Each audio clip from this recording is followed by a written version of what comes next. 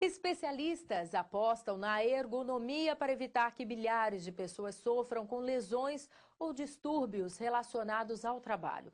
Dores nas costas estão entre as reclamações mais comuns. As siglas representam doenças como tendinite, a bursite, a síndrome do túnel do carpo, a síndrome do corpo doloroso, entre outras diversas doenças que afastam milhares de trabalhadores de seus postos de trabalho todos os anos. Osni Teles Orselli é engenheiro de segurança do trabalho. Ele explica que, além de manter hábitos de vida saudáveis, podemos contar com a ergonomia para evitar os males mais frequentes, como as dores nas costas. Toda vez que eu aplico um estudo, alguma coisa ligada à ergonomia, e eu estou exercendo a minha atividade com menos esforço, consequentemente com mais conforto. Quais são as doenças principais que a ergonomia pode ajudar? São várias, mas existem duas principais que a ergonomia pode ajudar todos nós, principalmente você que está nos ouvindo. São os problemas de coluna em geral, dor de coluna, lombalgias, aquela famosa dor, né? Todo mundo tem. Quem é que não ouviu falar de uma dor da coluna? Existe uma pesquisa norte-americana que diz que ou você teve, ou você tem, ou você vai ter um problema de coluna, 100%.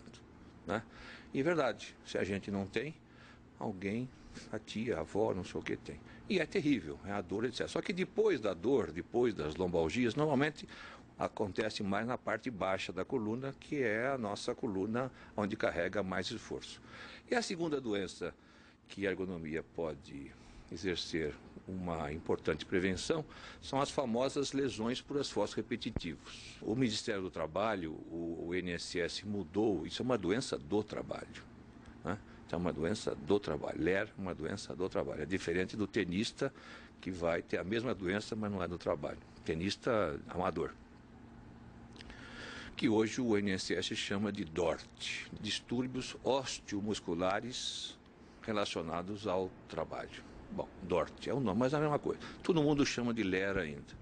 Então, se você aplicar ergonomia no seu dia a dia, principalmente no trabalho, você vai fazer com que essas eventuais LER elas cheguem muito tempo depois e, se Deus quiser, elas não cheguem nunca.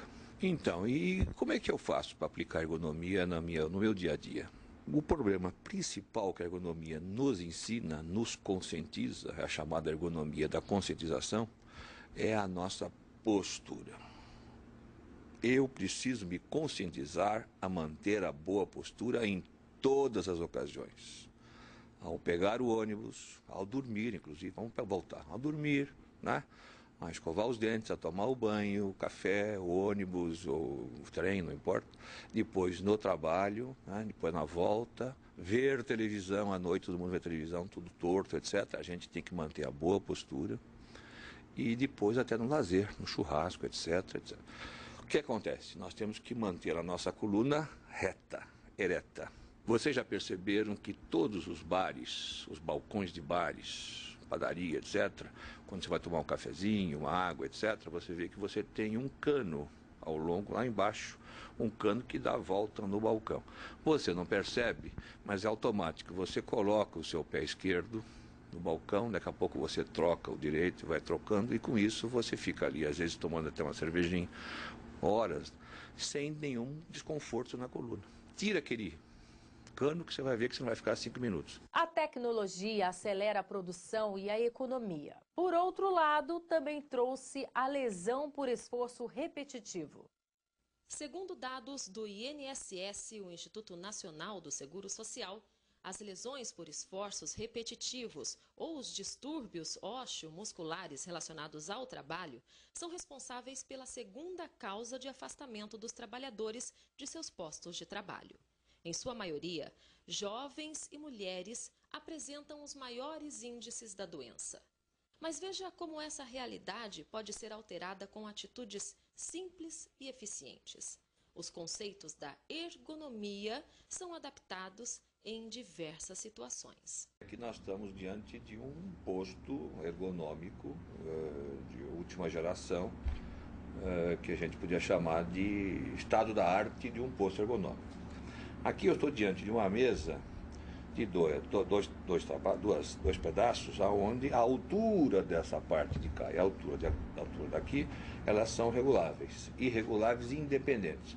É uma mesa, inclusive, que hoje, pela legislação, é obrigatório por lei, todo telemarketing, todo teleatendimento precisa ter esse tipo de mesa. Porque o monitor, seja ele de antigo, de vidrão, ou seja de LCD, ele tem que ficar na altura dos olhos. E a dica é muito simples: divide a tela mais ou menos em 4 e pega o primeiro quarto de cima e a linha dos olhos ela tem que ficar mais ou menos no primeiro quarto de cima. A outra coisa é o teclado. Observe bem, eu tenho que manter o meu braço e meu antebraço aqui aproximadamente no ângulo de 90 graus. Não tem jeito. Se a minha mesa não pode subir nem descer, eu só tenho um elemento para acionar, que é a altura da cadeira. Normalmente o que acontece? Eu tenho que subir a minha cadeira. Ao subir a minha cadeira, principalmente os mais pequenininhos, eles vão ficar com os pés no ar. Isso é extremamente grave. Os pés não podem ficar no ar, nem na pontinha, e muito menos apoiado na base da cadeira. Outra dica, o mouse. Todo mundo já usa mouse. Principalmente quem usa as teclinhas aqui, arrasta, etc. Vocês devem observar que o mouse, se você não tem essa parte redondinha aqui, o seu punho vai ficar assim, ó. Ele começa a fazer isso. Você começa a digitar assim.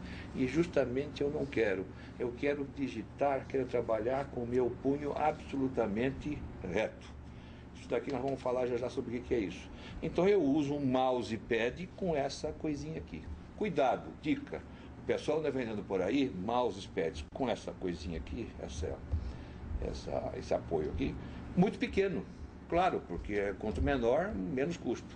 Só que quando é muito pequeno, você começa a arrastar muito o mouse, o que é também prejudicial. O tamanho ideal é esse daqui, é um mouse grande, né, que você possa efetivamente trabalhar com o mouse e esse negócio. Você sabe o que são os